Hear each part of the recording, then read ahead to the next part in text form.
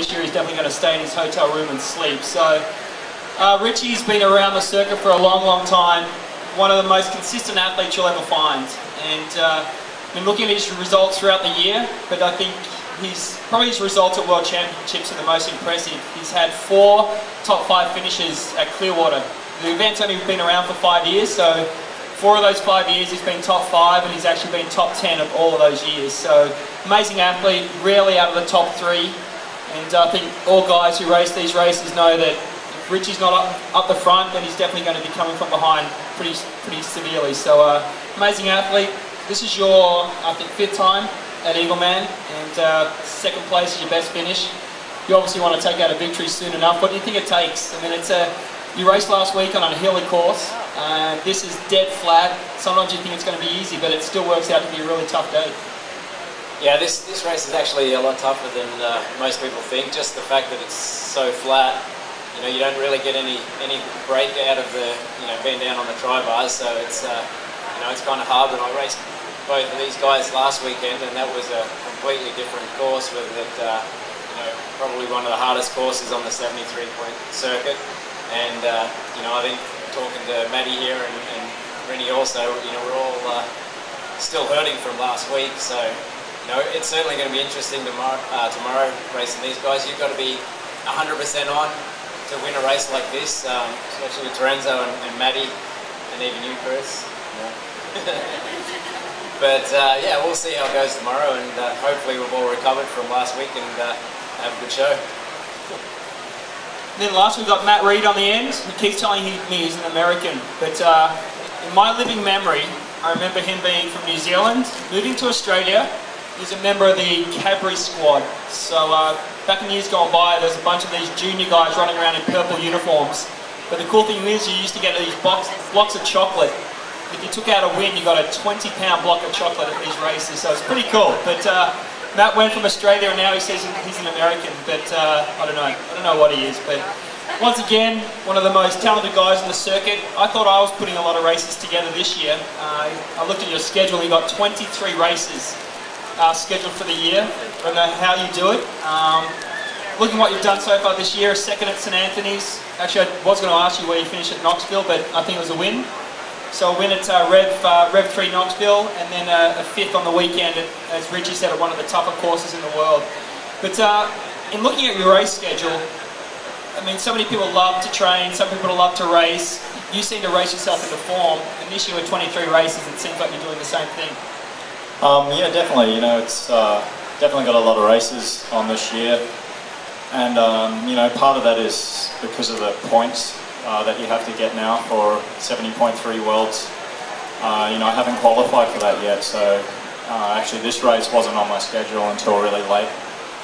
So I kind of, stuck it on the end of 2 other races. I did Austin and then the Rev 3 last weekend. So, this one, wasn't really by choice, but, I'm hopefully going to have a decent race and get some points and qualify for Las Vegas. And I love to race, I train hard, and I think I can handle, most of those races, but, sometimes it is too many races, and I think it takes away from, some other races. Maybe I could get a few more wins throughout the season if I didn't race so much, but, whatever, I love to race, I'm just going to race. And, the New Zealand-Australia thing is, to be honest now, I couldn't care less for New Zealand or Australia. My life is in America now. I'm raising my family here. I live here, and I'm really happy being here. And somehow I had a friend that dared me to do a triathlon because she knew I didn't know how to swim. Like, it was kind of a joke. It was like, oh look, Tyler can't even float in the pool.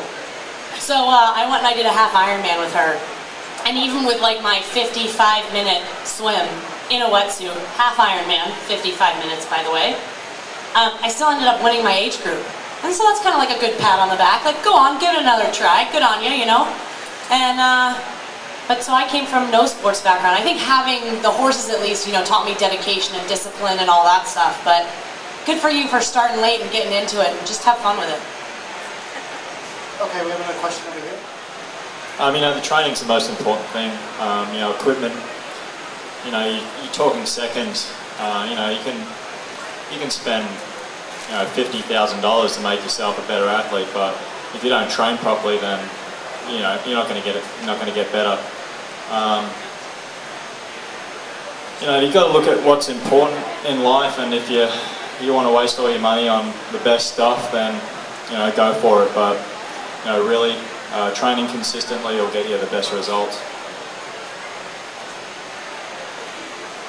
Over here. Sean? Yeah, I got a question for Matt. Doing 23 races, what's a race week look like for you in between? I assume you dial down the volume. What about intensity? How much and for how long? What kind of short intervals are you doing, or are you doing long intervals? Definitely short intervals. You know, I still train quite a bit leading into a race. I've tried, you know, different things, and I find that training still pretty solidly into a race is how I feel the best. I think it's because I train so much, my body, and hard, my body's used to it. And you know, if I shut it down completely before a race, I'll feel really flat on race day. But you know, usually by Wednesday, that'll be my last short intervals, and Thursday, Friday, Saturday just for freshening up. Volume too? You keep your volume up on Monday, Tuesday, Wednesday?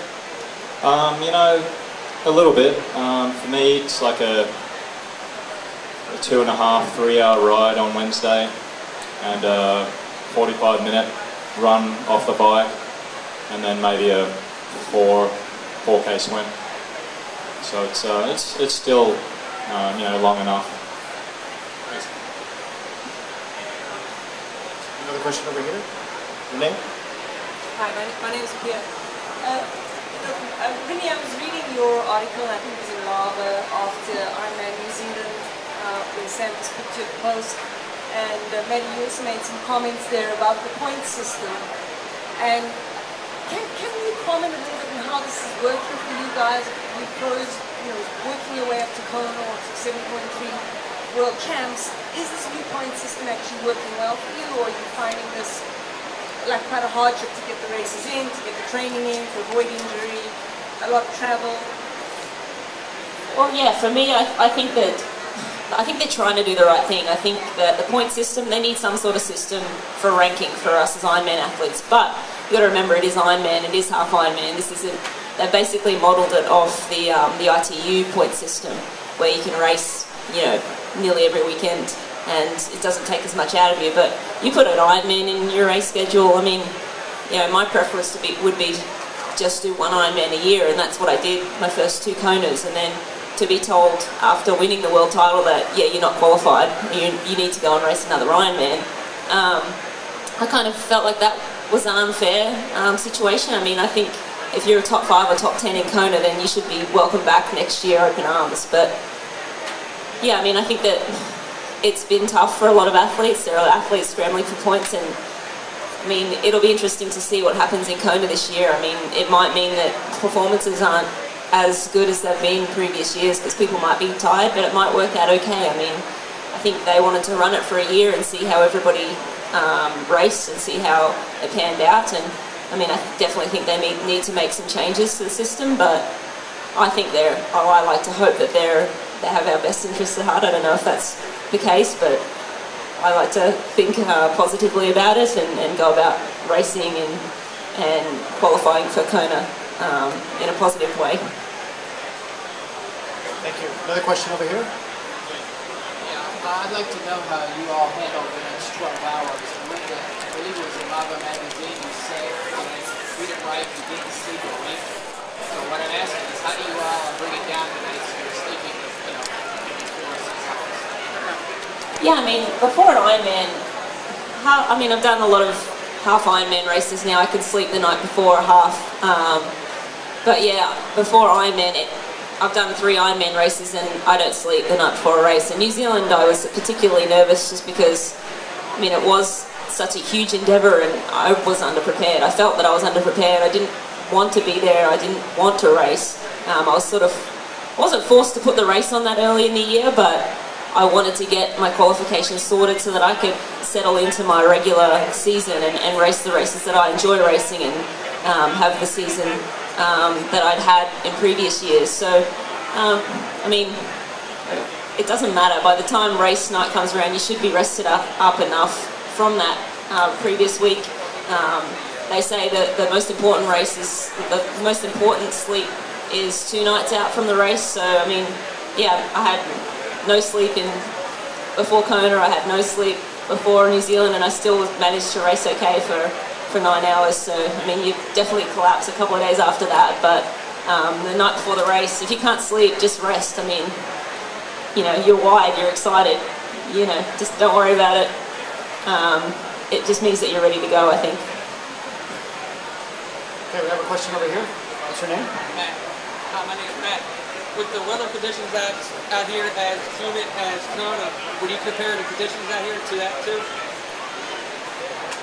Yeah, definitely. I think one of the reasons why Natasha Badman always came back to this race, she did this race and she did Lubbock, Texas, which is usually 2 weeks after this one. And it is, I mean, it's hot, it's humid, it can be windy out there as well, so it's definitely similar to what you find in Kona in terms of just temperature. Absolutely. I don't know if we'll get a super hot day tomorrow, and by the time we finish, hopefully we'll be beating some of the heat. But yeah, I mean, definitely similar conditions in the afternoon to what you get throughout the day in Kona. It's important to practice running off the bike. I remember a story, well, my first triathlon I ever did, I borrowed a bike and no one ever told me, hey, practice running off the bike. So when I finished the bike and tried to stand up, I couldn't. So I fell on top of the bike. So it's important to run a few times a week off the bike, off your long ride, so you kind of get that feeling in your legs, get your body used to it. And I think with a lot of us, we're almost at the stage where if we try to do a straight out running race, we would probably go slower than what we would in a triathlon. I mean, how many we do a week? I probably run off the bike 2, 3 times a week. But hard bike run sessions, once a week, once every 2 weeks. Nothing. I mean, you got to make sure you're recovering, and you want to prevent too much muscle damage.